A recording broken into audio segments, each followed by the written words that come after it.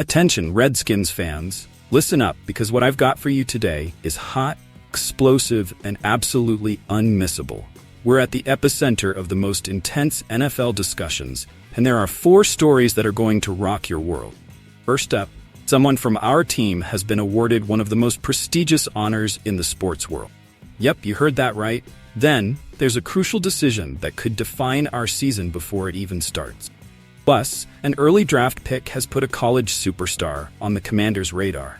And if that wasn't enough, fierce critique has sparked debate about one of our key figures. Yes, indeed. This isn't a game, folks. This is serious business. These news pieces have the power to change the course of our season and challenge every one of our expectations. Get ready for deep analysis, strong opinions, and a passion you can't even imagine. Don't move from your seats, because we're about to break it all down like only I can. Are you ready to find out what's happening in the heart of the Redskins? Let's get started. Our guy Jayden Daniels just added another trophy to his already packed shelf. Think winning the Heisman was impressive? Well, buckle up, because Daniels just snagged the ESPY for Best Male College Athlete. That's right, folks.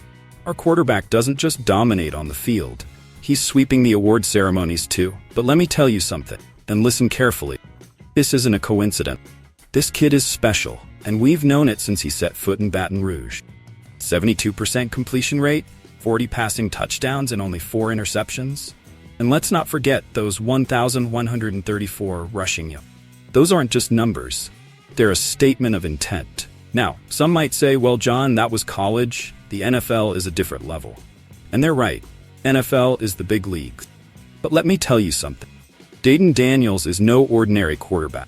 This kid has that it factor that you can't teach. And you know what else excites me? This kid's attitude. Since he arrived in Washington, he's been grinding, keeping his head down, and earning the respect of his teammates and coaches. He's not here for the lights and glamour. He's here to win. But here's the million-dollar question, Commanders. Are we ready to maximize Daniels' talent?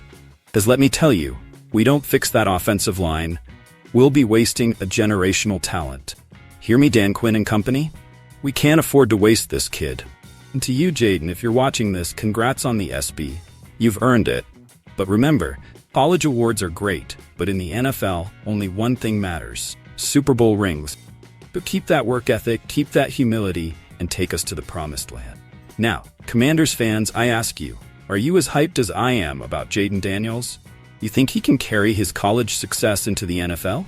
Or do you think we're putting too much pressure on his shoulders? Don't stay silent. Comment, debate, make your voices heard. Because this is a crucial moment in our franchise's history. We're at the dawn of the Daniels era, and I want to know what you think. And remember, training camp starts next week. I'll be there, eyes wide open, watching every move Daniels makes.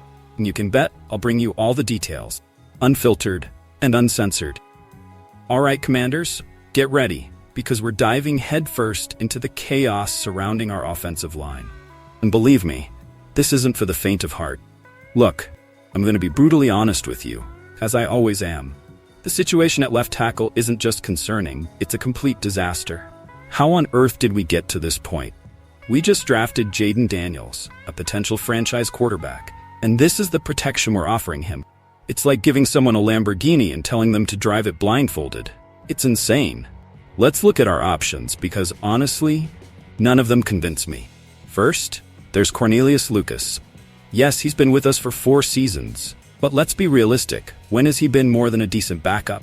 He's had his moments, sure, but is he really the guy we want to trust to protect the future of our franchise? I have serious doubts. Then there's Trent Scott, a guy who's bounced around the league like a ping-pong ball. Yes, he had a couple of good games late last season. Come on, is that enough to earn him the starting spot? In my opinion, not even close. And finally, we have rookie Brandon Coleman, a guy who played guard in college, and now we expect him to magically become an NFL tackle. Seriously? Is this our big plan? It's like asking a goalkeeper to play forward. Sure, it could work, but the odds are against us. What infuriates me, what really gets my blood boiling, is the lack of aggressive action from management. We had options, people. We could have gone after an elite tackle in free agency. We could have made a trade. We could have even used our number 36 pick in the draft to secure this crucial position. But no, they decided to sit on their hands and hope for a miracle. Now, if you push me to make a prediction, and I hate to do it with this group, I'd say Lucas will probably be our starter in week 1. Why? Pure and simple experience. Not that he's a star, not even close, but at least he's been in the trenches. He knows the pace of the game in the NFL. Scott and Coleman will have to move mountains in training camp to take his spot. But let me tell you something, Commanders. This situation keeps me up at night. How do we expect Daniels to flourish, to become the quarterback we all hope he can be, if every time he drops back to pass, he has to worry about being crushed? It's like asking Michelangelo to paint the Sistine Chapel with a broken brush. And here's what really scares me. This could just be the tip of the iceberg. If this is the approach we're taking to protect our franchise quarterback, what other fundamental mistakes are we making? Are we really building a championship team, or are we just improvising as we go? Now, Commanders fans, I need you to answer this, and I want you to be brutally honest. Do you really believe any of these three can be the long-term solution at left tackle?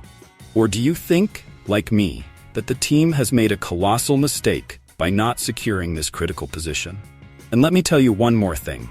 If this isn't resolved soon, if we don't see significant improvement at this position, we'll be having a very different conversation mid-season.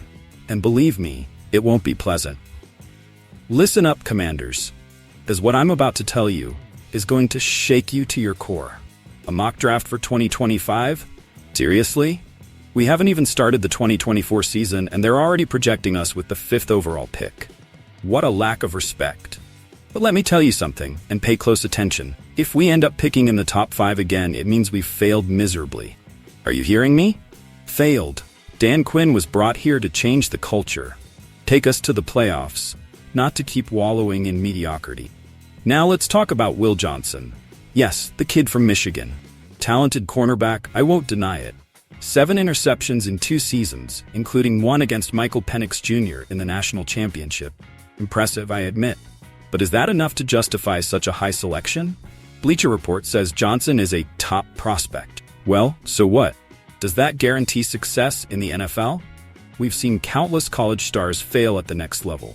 Don't get me wrong, the kid has talent, but staking the future of our franchise on him, that's a big risk. And let's talk about our current secondary. Yes, Benjamin St-Juste will be a free agent after this season, but are we already assuming we won't retain him? What kind of defeatist mentality is that? If St-Juste has a great season, we should do everything possible to keep him. Or are we no longer valuing continuity on this team? Now, I love the idea of having a dominant defensive line. Donathan Allen, Darren Payne, Dorrance Armstrong, Frankie Louvu, those names make opposing quarterbacks tremble. But do we really need to use such a high pick on a cornerback when we have so many other needs? Here's my question to you, Commanders fans. Do you really believe we'll be picking this high in next year's draft? And if so, is a cornerback the answer to our problems? Because let me tell you something. If we end up with the 5th overall pick, we'll have much bigger problems than our secondary. We'll be talking about a complete overhaul in the organization, from top to bottom. Don't settle for these mediocre projections, Commanders. Demand more. Demand excellence. Because if we settle for being a top 5 draft team year after year, we'll never be a top 5 team in the NFL. And to the team management, if you're listening to this, focus on winning now. Stop worrying about future drafts and build a winning team with what we have. Because if you don't, I assure you won't be here to make that pick in 2025. Listen up, Commanders Nation, because I have a few words for Sam Monson and all the critics still attacking Dan Quinn. Are you ready? Because this is going to get intense. First off, are we seriously talking about what happened with Mazi Smith in Dallas? Is this the level we've stooped to? Let me tell you something. What Quinn did or didn't do with a rookie in Dallas has nothing to do with what he'll do here in Washington. Nothing. Monson says Quinn mismanaged Smith's development. So what? Didn't Quinn transform the Cowboys' defense from a laughingstock to a feared unit? Didn't he give them defensive relevance after years of mediocrity? But sure, let's focus on one player. How convenient. And let's talk about that comment on Smith's weight.